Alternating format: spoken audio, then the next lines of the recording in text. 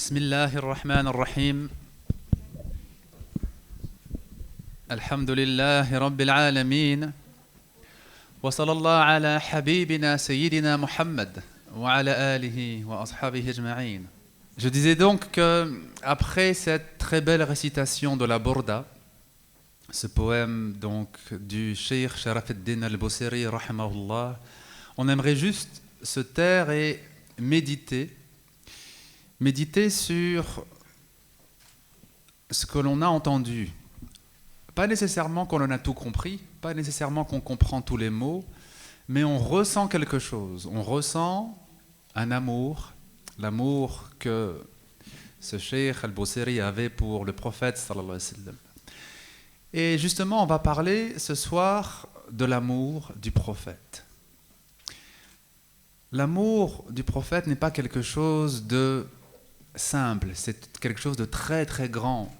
C'est quelque chose qui est un but dans la vie à atteindre, mais qui ne peut pas s'atteindre en quelques semaines ou en quelques mois. Et le prophète a dit, sallallahu alayhi wa sallam, La yu'minu ahadukum hatta akuna ahabba ilayhi min waladihi wa walidihi wa nasi ajma'in. Nul d'entre vous n'a la foi tant qu'il ne m'aime pas plus que ses parents, que ses enfants et que l'ensemble de l'humanité. Il a mis la barre très très haut, n'est-ce pas? Il a mis la barre très très haut en disant nul d'entre vous n'a la foi si il n'a pas cet amour dans son cœur qui dépasse tous les autres amours. Il a mis la barre très très haut parce que si on fait un peu l'état des lieux à l'intérieur, si on s'interroge un peu sur ce qu'il y a en nous, on voit qu'il y a des tas de choses auxquelles nous sommes attachés. Ça peut être des personnes, ça peut être des objets, ça peut être des activités. Notre cœur est souvent rempli par des passions, l'hawa, par des passions. Mais si le prophète nous dit sallallahu alayhi wa sallam, que la foi véritable, la foi complète, elle n'est atteinte que lorsqu'on l'aime lui plus que toute autre chose, ça veut dire que c'est atteignable. C'est quelque chose vers lequel on peut aller, parce qu'il ne nous a jamais donné de recommandations impossibles à mettre en pratique. Alors maintenant, la grande question qui se pose, c'est comment faire? Comment faire pour atteindre cet amour? Comment faire pour remplacer les passions, tout ce qui s'empare de notre cœur, par cette pureté de l'amour du prophète sallallahu alayhi wa sallam.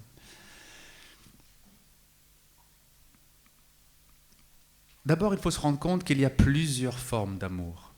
Il y a l'amour naturel, l'amour qui est lié donc simplement à l'instinct par exemple, et cet amour naturel ou instinctif, il est partagé par les animaux. Lorsqu'un animal met au monde un petit, il y a un attachement.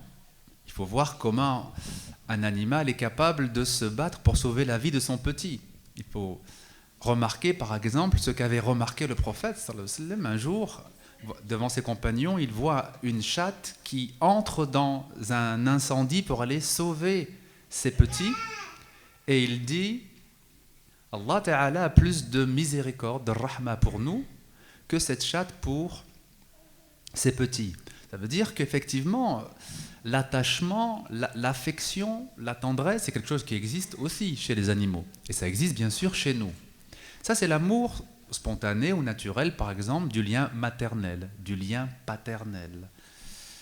Il y a aussi l'attachement qui va naître du vécu ensemble. Quand deux personnes partagent beaucoup de choses ensemble, ça peut être deux amis qui partagent énormément de choses à travers les années, ça peut être l'homme et la femme à travers le couple qui vont traverser des épreuves, traverser des difficultés ensemble. Tout ça, ça va faire naître un amour, ça va faire naître un attachement, une affection. Mais tout ça, c'est de l'amour naturel. Ce n'est pas encore de l'amour spirituel. L'amour spirituel, il est d'une autre nature. Et il ne dépend pas de conditions, il ne dépend pas du fait que j'ai passé beaucoup de temps avec telle personne, ou bien elle a été très très bonne avec moi, elle a été très patiente avec moi, elle a été très généreuse avec moi. Non, l'amour spirituel, il ne dépend pas forcément de ces conditions-là. Sinon, qu'est-ce que ça voudrait dire? Ça voudrait dire que seuls ceux qui ont connu le prophète sallallahu alayhi wa sallam de son vivant, qui ont eu la chance d'avoir sa compagnie, peuvent développer l'amour. Mais il le dit pour les croyants de toutes les époques, y compris pour les croyants qui ne l'ont jamais vu, qui n'auront jamais eu la chance de l'entendre parler devant eux, et encore moins la chance de vivre à ses côtés. Donc, quand il nous invite à cet amour, ce n'est pas l'amour naturel qui va naître de la fréquentation, de la présence, du vécu. C'est autre chose, c'est un amour spirituel qui se trouve déjà en nous, dans notre cœur, dans notre fitra. Dans la nature originelle de chaque être humain, il y a hubb ar-rasoul, il y a cet amour du prophète, qu'il le sache ou qu'il ne le sache pas, qu'il se considère croyant ou qu'il se considère athée. Cet amour existe dans la fitra même de chaque être humain, comme l'iman, la foi existe dans la fitra de chaque être humain, dans la nature originelle de chaque être humain. L'amour du prophète, il ne va pas naître du fait que je vais vous raconter énormément d'anecdotes sur lui. Je vais vous expliquer des choses merveilleuses qu'il a faites, des paroles sublimes qu'il a prononcées. C'est pas ça qui va faire naître l'amour. Ça fait naître l'admiration. Ça peut faire naître aussi la reconnaissance. On a tous de la reconnaissance pour le prophète. Chaque musulman, chaque musulmane a forcément de la reconnaissance parce qu'il sait que tout ce qu'il fait, il ne peut le faire que parce que ça a été transmis par lui. Ça, c'est de la reconnaissance, ce n'est pas de l'amour. Et les grandes actions qu'il a menées nous amènent à l'admirer, mais pas forcément à l'aimer, et encore moins à l'aimer plus que toute autre chose sur terre. Ce qui va nous amener à l'aimer plus que toute autre chose, c'est de découvrir, comme le Cheikh Al-Boseri l'a découvert, cette fitra qui est en nous, cette lumière qu'Allah Ta'ala a déposée dans notre cœur et qui existe en nous depuis le jour où Allah Ta'ala nous a créés. Le Cheikh Al-Boseri, c'est un homme qui était un poète, ce qu'on peut appeler un poète de cour, c'est-à-dire un poète qui travaillait pour le sultan, pour le vizir par exemple. On lui commandait des poèmes. Et c'était un travail profane, il faut bien le dire. Des fois, on lui demandait de faire l'éloge de quelqu'un qui ne mérite pas forcément l'éloge. On lui demande de faire la critique de quelqu'un qui ne mérite pas qu'on le critique. C'était des commandes, d'accord? Il était donc, il faisait commerce de son talent de poète. Et puis, avec l'âge, une remise en cause est venue. Intérieurement, il s'est dit, mais qu'est-ce que j'ai préparé pour l'autre monde? Qu'est-ce que j'ai préparé pour l'akhira? Il se rend compte qu'il a presque rien fait.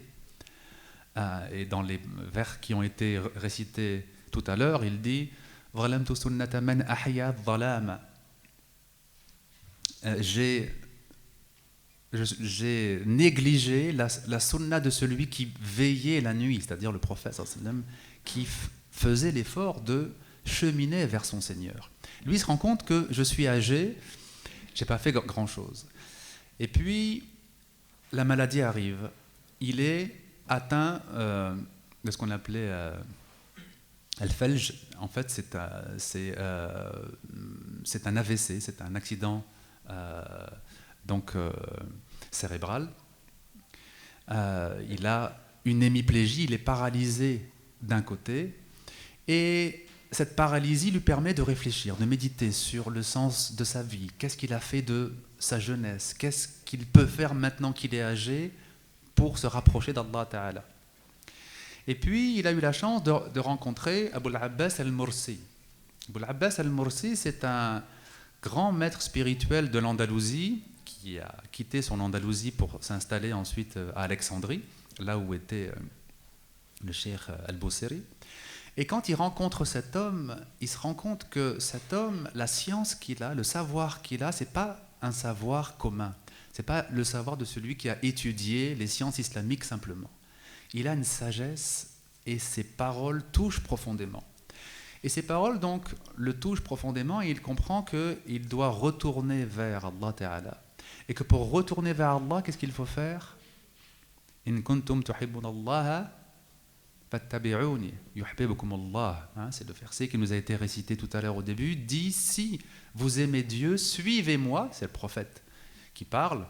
Suivez-moi et Dieu vous aimera et il vous pardonnera vos péchés. Et donc il se met en quête de cette ittiba' ar-rasoul, du fait de suivre le prophète. Et le Cheikh al-Bosiri lui fait comprendre que pour suivre le prophète, il ne suffit pas de faire telle et telle action. Je mange comme cela, je m'habille comme cela, je fais les ablutions comme cela et je dors comme cela. Non, la sunna, ce n'est pas simplement ça. La sunna, c'est vivre au niveau de l'être, c'est que ton être ressemble à l'être du prophète. Ta façon d'être, pas simplement ce que tu fais, ta façon d'être ressemble à la façon d'être du prophète. Et ça, c'est son cheikh qui lui permet de comprendre cela. Et il comprend donc que pour suivre le prophète, il faut purifier son cœur. Si on est toujours dans les mauvais penchants de l'âme, si on n'a pas purifié son âme, si on se laisse dominer par la colère, par l'avarice, par l'impatience, comment on peut suivre le prophète? Il faut tazkiyat an-nafs, la purification de l'âme, pour le suivre. Et il commence cette purification de l'âme avec les conseils donc de Al-Mursi, et il a un rêve. Il voit en rêve le prophète sallallahu alayhi wa sallam qui vient vers lui et qui passe sa main sur le côté paralysé et qui met son manteau, sa borda, sur lui. Et il est guéri. Et quand il se réveille, il est guéri. Il n'a plus cette paralysie. Et chose tout à fait étonnante, comment on connaît cette anecdote? C'est pas Al-Bosiri qui en a parlé, c'est pas lui qui a dit voilà ce qui m'est arrivé, j'étais paralysé, j'ai vu le prophète sallallahu alayhi wa sallam en rêve, non. C'est un homme qui vient voir Al-Bosiri et qui lui dit donne-moi le poème que tu as écrit sur le prophète sallallahu alayhi wa sallam. Il lui dit mais qui t'a parlé de ce poème?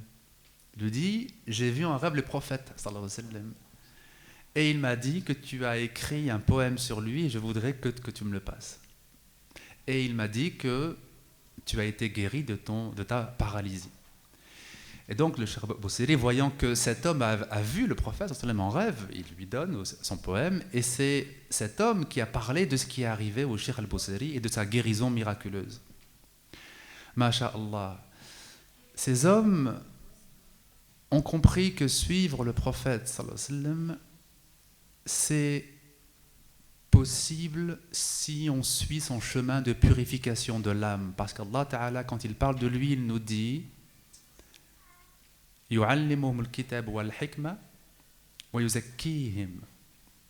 Il leur enseigne le livre et la sagesse et il les purifie. Il leur enseigne la voie de la purification de l'âme. Comment on fait quand on est quelqu'un d'agressif pour devenir pacifique? Comment on fait quand on est quelqu'un de paresseux pour devenir actif? Comment on fait quand on est quelqu'un d'égoïste pour devenir altruiste? Quelles sont les clés? Comment fait-on? Eh bien, c'est toute une éducation spirituelle que le prophète a donnée, sallallahu alayhi wa sallam. Alors, vous comprenez que la première clé pour développer l'amour du prophète, sallallahu alayhi wa sallam, c'est pas simplement de lire la sira. Si vous lisez la sira, c'est bien, mais c'est pas ça. C'est d'abord et avant tout la purification de l'âme, première clé. Deuxième clé, la fréquentation de ceux qui ont cet amour du prophète. Le Cheikh al-Bosiri a pu atteindre cela parce qu'il a eu la chance de fréquenter l'enseignement du Cheikh al-Mursi, Abul Abbas al-Mursi. Et lorsqu'Allah Ta'ala nous dit, en parlant du prophète, « An-nabiyyu awla bil mu'minina min anfusihim wa azwajuhu ummahatuhum » Le prophète a plus de droits sur vous que vous-même. On peut le traduire comme ça. Anfusihim. Mais on peut le traduire aussi différemment. Al-anfus, c'est l'ego. Le prophète est plus proche de vous que votre moi, que votre ego. Il est plus proche de votre réalité que cette ego que vous prenez pour vous-même. Mais ça n'est pas vous-même. L'ego, ça n'est pas nous. C'est une espèce de construction, plus ou moins sociale, enfin en partie sociale, créée par l'ambiance dans laquelle nous sommes, dans laquelle nous avons évolué, par notre culture, par notre famille, par notre éducation. Tout ça va constituer l'ego. Et on s'identifie à cet ego. Celui qui est riche va s'identifier au personnage du riche.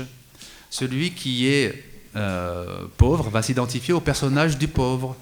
Mais tout ça, c'est très superficiel. L'ego, ça n'est pas notre être profond. C'est quoi notre être profond? C'est cette fitra lumineuse, cette lumière qu'Allah Ta'ala a déposée en nous. Et cette fitra, qui est-ce qui l'incarne? Qui la personnifie le mieux? Qui en est l'exemple vivant? Le prophète Mohammed. Le prophète est la personnification de la fitra. Il est la pureté même de la fitra. C'est un homme, c'est une âme humaine, bien sûr, mais c'est une âme humaine parfaitement fidèle à la fitra. Donc, quand on veut connaître le prophète, quand on veut le suivre, il faut s'appuyer sur sa propre fitra. Il faut renouer avec notre fitra. On met de côté l'identification à l'ego, moi je, moi je, moi je. On oublie ce moi je et on avance vers le prophète sallallahu alayhi wa sallam. Pourquoi est-ce que les épouses du prophète sont les mères des croyants? Pourquoi utiliser ce mot ummahatuhum? La mère, on n'en a qu'une en principe. Et l'islam insiste sur la filiation. D'ailleurs, l'islam insiste tellement sur la filiation qu'il n'est pas permis, quand on adopte un enfant, de lui faire perdre son véritable nom et de lui donner notre nom.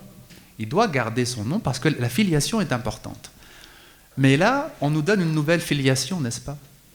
Le croyant a bien sûr ses parents, mais il a aussi une nouvelle filiation, la filiation prophétique. Les épouses du prophète sont les mères des croyants. Pourquoi? Parce que le prophète lui-même, sallallahu alayhi wa sallam, est celui de qui on tire tout, comme l'enfant tire sa réalité du père. Cette paternité du prophète, cette maternité des épouses du prophète, c'est quelque chose sur lequel on devrait réfléchir. Ce n'est pas juste un titre. Quand on parle de Aïcha, on dit la mère des croyants. Quand on parle de Khadija, on dit la mère des croyants et on passe à autre chose. Non, il faut méditer sur cette maternité. Qu'est-ce que c'est que cette maternité des épouses du prophète? Le prophète est plus proche de nous, nous dit Allah Ta'ala, que nous-mêmes, que notre propre ego. Et c'est la raison pour laquelle l'amour du prophète est quelque chose qui va grandir en nous au fur et à mesure que nous avançons dans notre chemin de foi. L'islam, ce n'est pas quelque chose qu'on réalise le jour où on dit simplement « La ilaha illallah ». Le jour où l'on dit « La ilaha illallah », ce n'est pas la fin du cheminement, c'est le tout début, c'est le premier pas. Tout reste à faire encore. Tout reste à faire. Et c'est quoi ce cheminement? Pourquoi a-t-on perdu la notion même de suluk, de cheminement? On l'a perdu parce qu'on a fait de l'islam un ensemble de dogmes et de rites. Des choses que je dois faire, des choses que je dois croire. Sans penser au fait que ce que je fais et ce que je crois, la qualité de ce que je fais, la qualité de ce que je crois, dépend de ce que je suis. À la base, c'est l'être qui compte, n'est-ce pas? C'est l'être qui compte. L'être précède tout, précède le faire, précède le croire, précède le dire. L'être, ce que je suis. La troisième clé que j'aimerais partager avec vous pour développer l'amour du prophète, ce sont les amdah, les chants et les poèmes d'éloge au prophète sallallahu alayhi wa sallam. Alors vous allez me dire, oui, mais les amdah, c'est en arabe classique, on ne comprend pas tout, on comprend très peu même. Oui, mais attention, il y a compréhension et compréhension. Si vous comprenez l'arabe classique, tant mieux, mais ça ne veut pas dire que si vous ne comprenez pas l'arabe classique, que vous n'allez pas bénéficier de la beauté des amdah. Parce que qu'est-ce qu'un poème? Un poème, c'est un message, bien sûr, mais ce qui compte dans le poème, ce n'est pas que le message, c'est la forme du message, les sonorités et le rythme de ce message. La poésie, comme dit le prophète sallallahu alayhi wa sallam, détient une part mystérieuse de sagesse. Inna min ash-shi'ri hikmatan. Cette sagesse, elle tient dans la forme même des mots, comment les mots sont agencés, les sonorités et les rythmes. Le maître arabe, al-Bahr, c'est un maître extrêmement construit. Le maître, c'est le nombre de syllabes que vous avez dans un vers. Un vers, comment ça s'appelle en arabe? Bayt. La demeure, la maison, c'est ce dans quoi vous allez habiter. Un vers, c'est une demeure, c'est un lieu pour y vivre. C'est une nourriture spirituelle. Lorsque le prophète sallallahu alayhi wa sallam faisait monter Hassan ibn Thabit, le poète, sur son minbar, et qu'il lui demandait de déclamer sa poésie, et qu'il lui disait que tu es soutenu par Ruh al-Qudus, par l'esprit de sainteté, qui est l'agent de la révélation. Il lui disait tu es inspiré, et donc il lui permettait de déclamer sa poésie, parce que la poésie peut être inspirée. Bien sûr, la poésie peut être mal inspirée aussi, et la sourate al-Shu'ara en parle. C'est une réalité. Mais elle peut être extrêmement bien inspirée. Et c'est le cas évidemment de la Burda et de quelques poèmes autour du prophète sallallahu alayhi wa sallam. La poésie donc est très puissante. Si elle est mal inspirée, elle peut faire beaucoup de mal. Si elle est bien inspirée, elle peut faire beaucoup de bien. Et donc quand on écoute la Burda, et moi je connais beaucoup de personnes qui l'écoutent sans tout comprendre et qui sont profondément touchés. Ils sont nourris par quelque chose. Par quoi est-ce qu'ils sont nourris? Par l'amour du prophète sallallahu alayhi wa sallam, qui a été à l'inspiration de Al-Busiri au moment où il a composé son poème. Cet amour, il se transmet par l'harmonie des sons et des rythmes. Ibn Arabi, le grand Ibn Arabi, disait il y a dans les lois de la nature et les lois de la poésie une parfaite correspondance, une parfaite homologie. Il disait de même que dans la nature, tout est bien structuré, les cycles de la nature ont une précision extrême. Il disait la poésie est structurée de la même manière. Alors, il donne énormément de détails pour qu'on comprenne le parallèle. Il faudrait beaucoup de temps pour rentrer dans ces détails. Mais ce qui est beau, c'est de voir comment il met en parallèle l'harmonie du cosmos, de la création, et l'harmonie d'un poème, l'harmonie du travail du poète. Donc les amdah, et en particulier les amdah traditionnels qui ont traversé les siècles et qui ont nourri la piété de génération et de génération, sont quelque chose dont on doit se nourrir aussi, que l'on doit écouter à la maison, qu'on doit faire découvrir à nos enfants, dès qu'ils sont petits, les habituer à la beauté de ces sonorités. Et ces trois clés, il me semble, la purification de l'âme, la fréquentation des hommes et des femmes qui ont l'amour d'Allah et l'amour du prophète sallallahu alayhi wa sallam, et les amdah sont trois choses qui sont à même de nous amener à cet amour du prophète qui est plus grand que tous les autres amours. Et effectivement, quand on est dans cette démarche, le fait de lire des événements sur la vie du prophète, le fait de se rendre compte de toutes les belles paroles qu'il a données, de toutes les belles actions qu'il a faites, là, effectivement, ça va amplifier notre amour. Là, effectivement, les anecdotes sur le prophète vont être une nourriture pour notre amour, parce qu'on a déjà les fondements, on a déjà les clés, on a déjà donc ces fondements. Et donc, c'est quelque chose de très précieux que nous pouvons partager ce soir, d'entendre ces amdah, de laisser ces amdah entrer dans notre cœur et délivrer dans notre cœur le parfum de l'amour du prophète sallallahu alayhi wa sallam. Wallah yaftah alayna wa alaykum wa yuwaffiqna lima yuhibbuhu wa yarda wa yaj'alna min al-muhibbina lir-rasul sallallahu alayhi wa sallam. Wa barakallahu fikum.